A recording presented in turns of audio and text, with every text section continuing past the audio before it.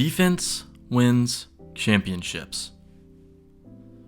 We've seen this time and time again.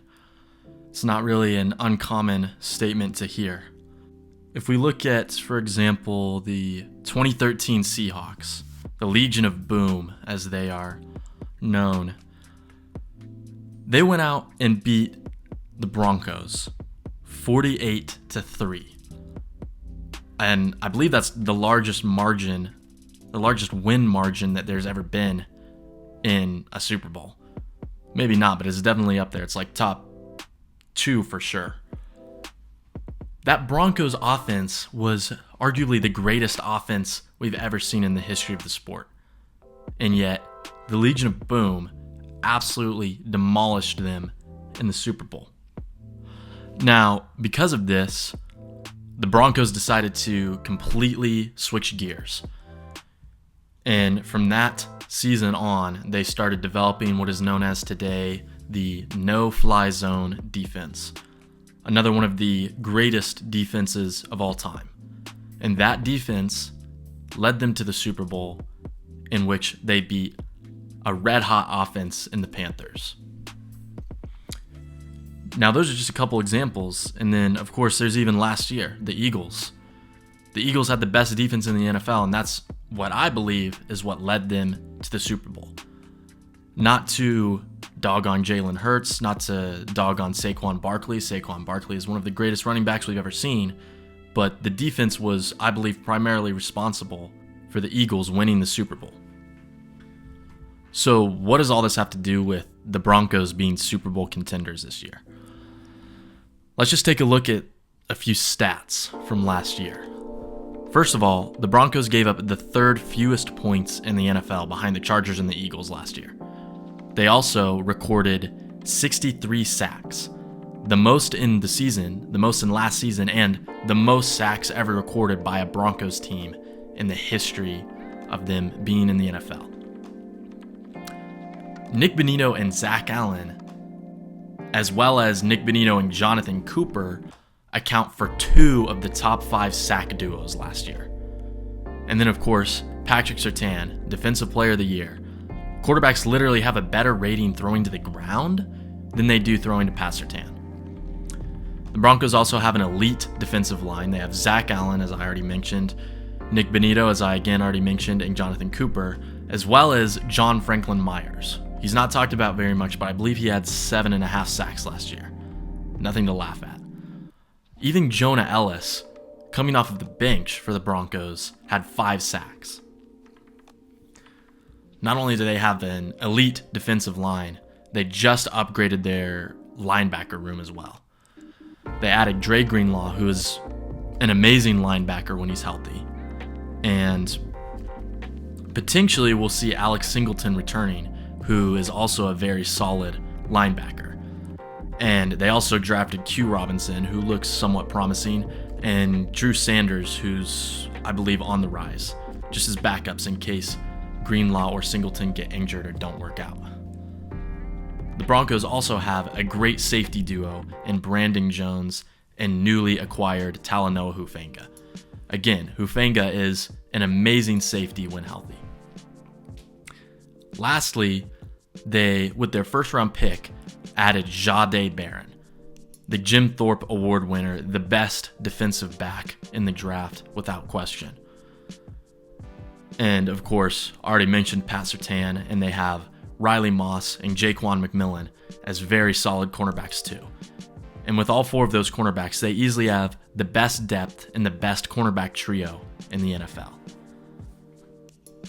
All of these things together, their stats last year and their acquisitions in the offseason lead me to believe that they will, without a doubt, be the number 1 defense this year. And I don't think that that's even a hot take. Now, where things get a little more interesting, in my opinion, is the offense. I think the offense is very underrated. Last year, they were middle of the pack-ish, from the 12 to 15 range in terms of how good they were, or where most people would probably rank them. Now, Bo Nix, the rookie, he didn't play very well in his first 4 games. That's somewhat expected. He's a rookie. But if you take away those first 4 games, he was putting up MVP conversation stats throughout the rest of the season. And also keep in mind that he suffered a back injury in their second game against the Raiders, which definitely caused him to regress a little bit. But even then, he still played very well.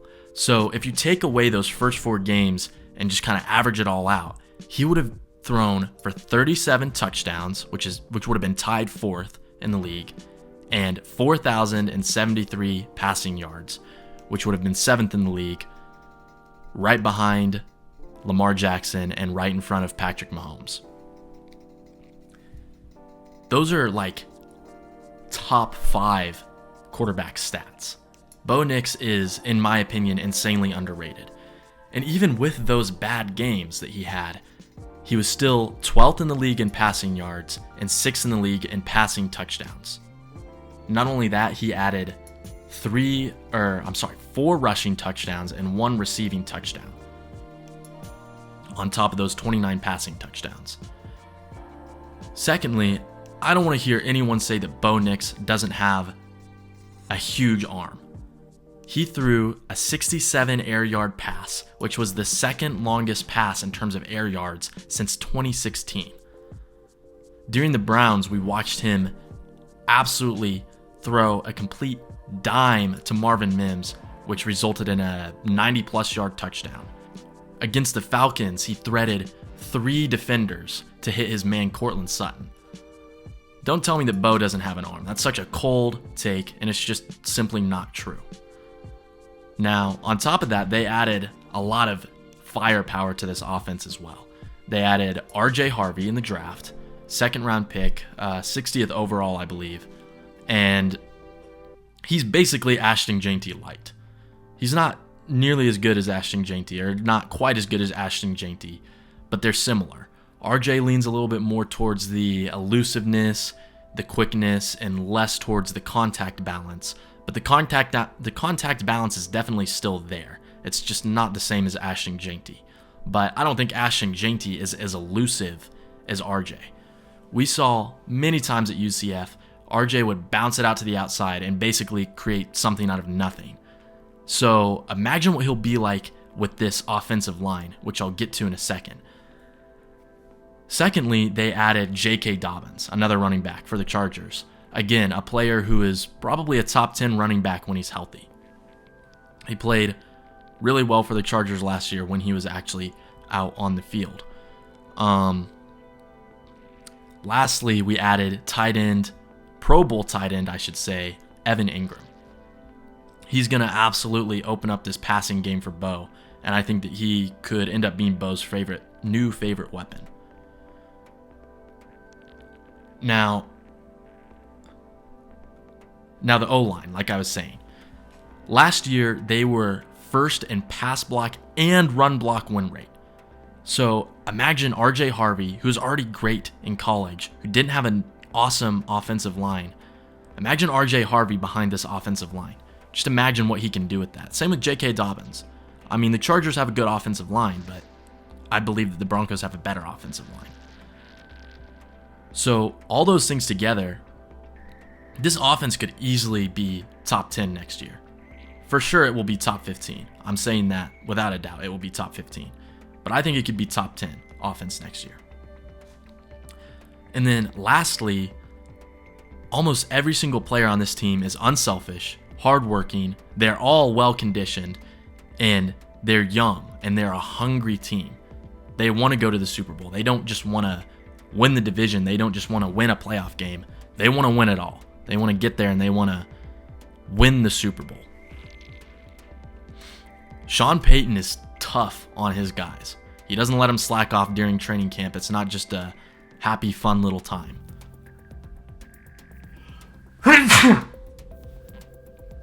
He makes them work hard. He makes them condition their bodies so that they will be ready for the season.